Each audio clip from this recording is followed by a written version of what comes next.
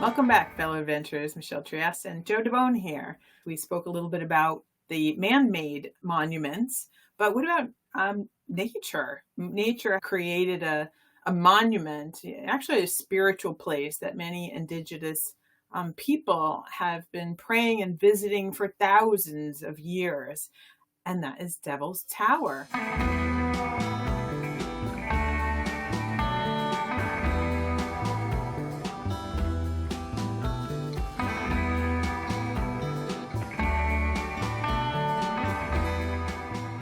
Had a great ride there from Spearfish, right? Yeah, Joe? there's a couple ways you can get there. One is the boring way to get Interstate 90 for about get on 90 and do 90 miles an hour for about 2 hours. But there's another road.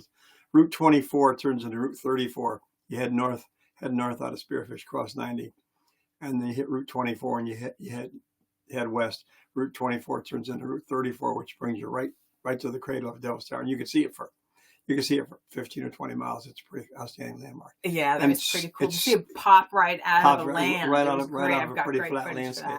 It's not really mountainous country. It's kind of like flat land. Flat, yeah, prairie. A lot of prairie dogs there too. They were so cute. They were popping out. Yeah, cute if you're not a farmer or a rancher. Yeah, there's a lot of game that lives around. It's a pretty iconic place. Also, we talked about Theodore Roosevelt. Devil's Tower is the first national monument that was proclaimed. Right. The very first national monument. First one. And it's a pretty iconic place. Like I said, it's over 800 feet to the top. It's just bigger than a football field on the top. It's, of course, whiter at the bottom. Yeah. And it changes color. It was kind of like green and I can't remember the other, but it changed. It seems like depending on the time of the year and time of the day, it looks like it shifts color, which is pretty cool. It's also made up of a series of, there's multiple columns. It's not really like one solid piece because it's the core. It was liquid magma, it was lava back 50 million years ago. Yeah. At the bottom, you could see how it's starting to crumble there. The columns around the bottom. Pieces have been fallen off, and none recently. You can see where over the years pieces have fallen off or down there. I said no one has ever seen one fall. No one's ever witnessed fall, so it's not been in modern times. Yeah, I think it's actually that area where they filmed the Close Encounters. It's like the 80s. Yeah, it's a pretty amazing place. I've been there several times. And there's wildlife that lives on it, in and around it. There's mule deer, there's white-tailed deer. There's a couple of rivers there loaded with a bunch of indigenous species of fish. It's pure. Everything is pristine around the area. Right. And they're doing their best to keep it pristine. And if you have a pass for the national parks, it's good at that one too, because it is a national park. We had just previously been over in the Yellowstone, and they honored the same pass. So make sure you bring your pass with you so you can get in there. If you do multiple places, keep your pass. It's still a place. Yeah. There's certain go and some no-go areas, but it's also a favorite place for climbers. We saw some partway up, and then around the backside of some. There's one face they're a lot more successful at climbing up. Yeah, you just got to sign in before you climb up, which is pretty cool. So there's some people have taken hours to get up. It's pretty amazing, but it's a mind-boggling place. It stands out.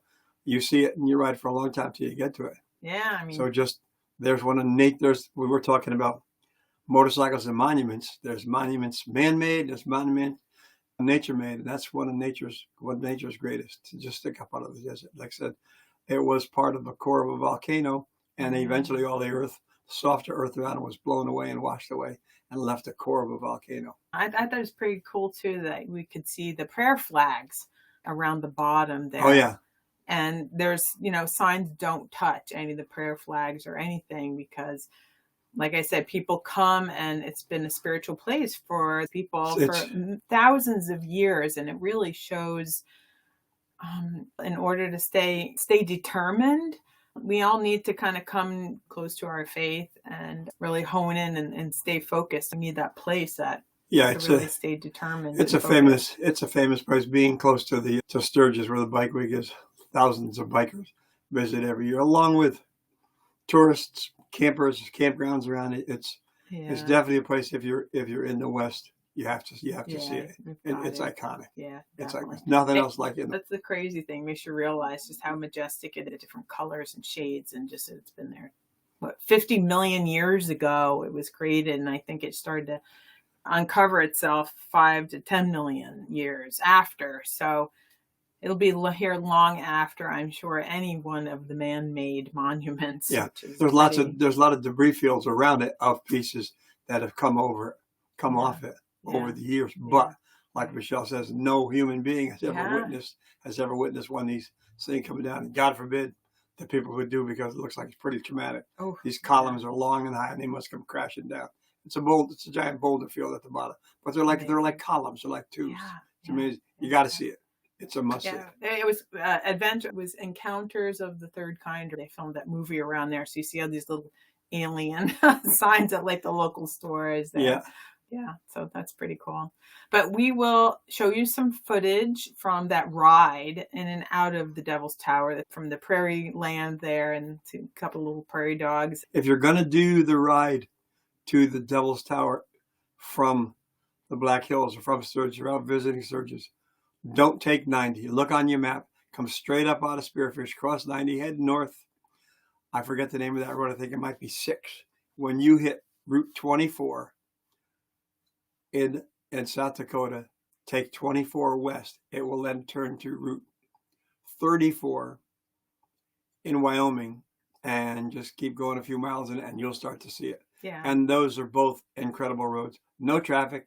Takes you, like Michelle says, prairie dog towns, couple little sleepy towns along the way, population 200, 100, 300, population, whatever. And it's really part of the iconic West that you must see. Yeah. Off the beaten path. So. Yeah. And I will also share the map.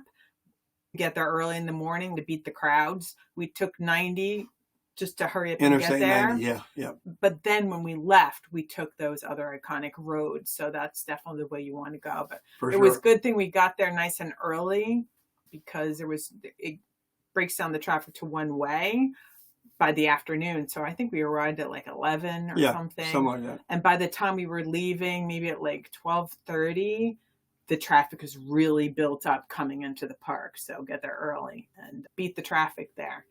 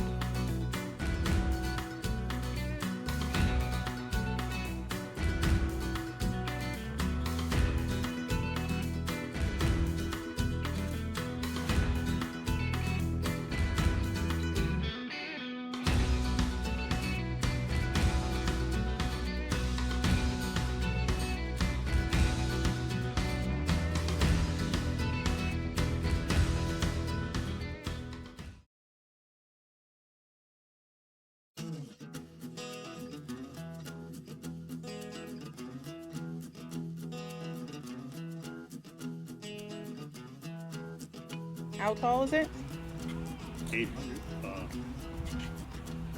867 feet. Likings. That's what you're seeing. That's green. What is it? Liking. Stickling? Lichen. Oh, likings. Yeah, it grows on rocks above tree level. Oh, that's They're a combination of algae and fungi. Support each other. Huh.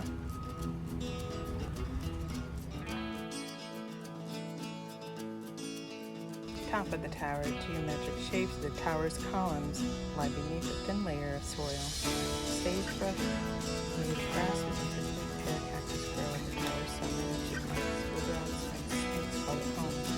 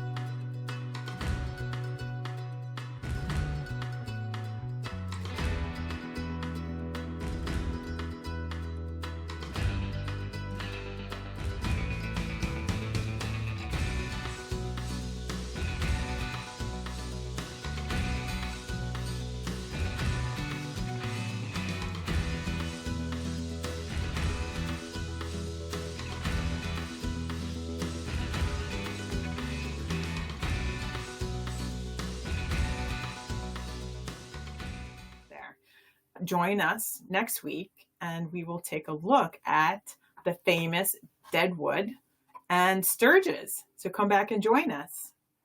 Till then, keep your minds open, hearts open, wheels on the ground. And you know my motto, ride hard or stay home. That's right. Awesome. We don't need any slow pokes. If you can't keep up, stay home. There you Catch go. us when we come back. Bye.